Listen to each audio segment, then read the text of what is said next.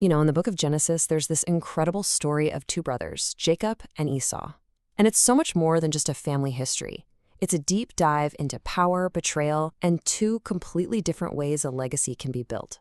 So let's get into it and see what their two paths really tell us. Right from the get-go, the text sets up this massive contrast. When it introduces Esau's line, what do we get? A very neat and tidy list of powerful men, sons, dukes, and kings. It's a record of nation building. But then, when it gets to Jacob's line, we don't get a list of leaders. Nope. We get a messy, emotional, and frankly chaotic family drama all about one son, Joseph. And that really brings us to the core question here, doesn't it? You had these two brothers, twins even, who go their separate ways. The text puts their stories right next to each other, almost begging us to compare them. So what exactly are we supposed to see when we put them side by side? Okay, so let's start with the older brother, Esau. His story, laid out in Genesis 36, is basically a chronicle of what you and I would call conventional success. It's a straight line, a clear path to establishing power and building a nation. You can really see how this works, right? It's a super clear, logical progression. A family grows, it becomes a collection of organized tribes led by these dukes, and then boom, it consolidates into a full-on kingdom with a monarchy. It's like a blueprint for nation building, all laid out in a simple family tree. And the text gives us this impressive list of kings who ruled Edom. But here's the kicker. The most crucial detail is this one little line that's attached to the list.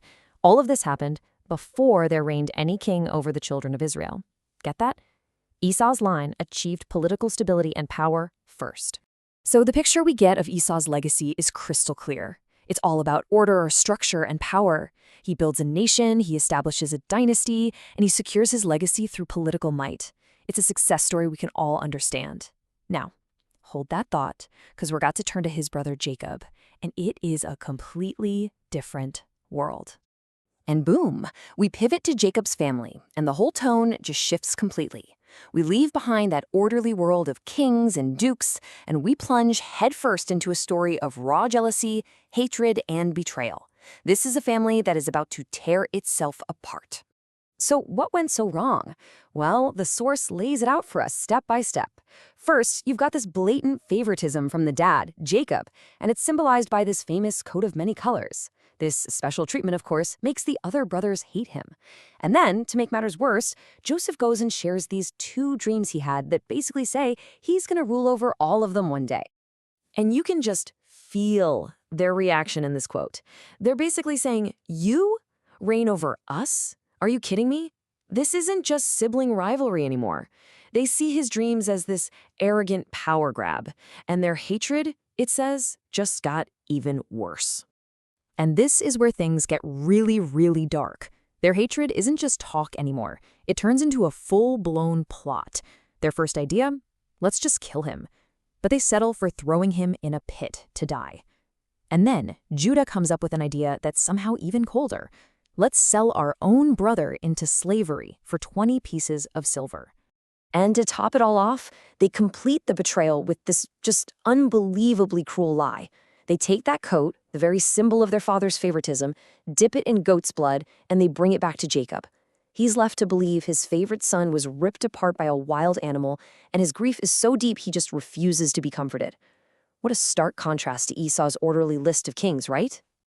Now, just when you think this family story can't get any more complicated, the narrative takes this sharp, kind of weird turn. The spotlight suddenly moves away from Joseph and zooms in on Judah, the same brother who came up with the idea to sell him. This whole side story seems a bit random at first, but it turns out to be this profound moral test. So, to get what's happening here, you gotta understand this ancient custom called levirate duty. It's pretty straightforward, really. If a man died without any children, his brother was supposed to marry the widow to carry on the family name. Well, Judah's first two sons, and Onan, both die after marrying a woman named Tamar, and she's left with no children. Well, Judah gets scared that his last son will die too, so he holds him back from Tamar. He basically cuts her off, denying her a right to a future in the family. So what does she do? She comes up with this incredibly gutsy, high-stakes plan. She disguises herself, tricks Judah himself into sleeping with her, and cleverly gets him to leave his personal, identifiable items as a promise of payment. So can you imagine this? 3 months later, her pregnancy is discovered, and Judah, who has no idea he's involved, righteously condemns his own daughter-in-law to be burned to death. The trap has been sprung. How in the world is she going to get out of this and expose the truth? And this is the mic drop moment. As she's being led out to be executed, Tamar sends Judah's stuff, his signet, his bracelets, his staff, right back to him. He recognizes them instantly, and in that moment of public humiliation, he has to admit the truth. She hath been more righteous than I, because he was the one who denied her justice. All right, let's zoom out for a second and look at the big picture. We've seen two totally different stories. One is about a kingdom built on power and order. The other is about a family that is forged in crisis, betrayal, and this shocking moment of moral reckoning. So on one hand, you have Esau's legacy. It's external, it's political, it's straightforward. Then you have Jacob's. It's internal, it's messy, it's deeply personal.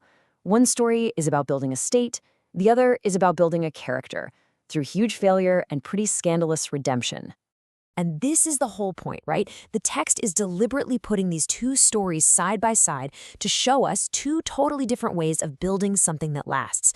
Esau's line builds a kingdom in the way we'd expect, but Jacob's line, through all its chaos and sin and these moral gut checks, builds a people, a group that's defined not by political power, but by their incredibly complex relationship with each other and with right and wrong. And that leaves us with a pretty big question to think about, doesn't it? Which legacy does the story suggest is actually more enduring? The one that's built on external power and political order? Or the one that's forged in the fire of personal crisis and moral failure? It's a question really worth pondering. Thanks for joining me.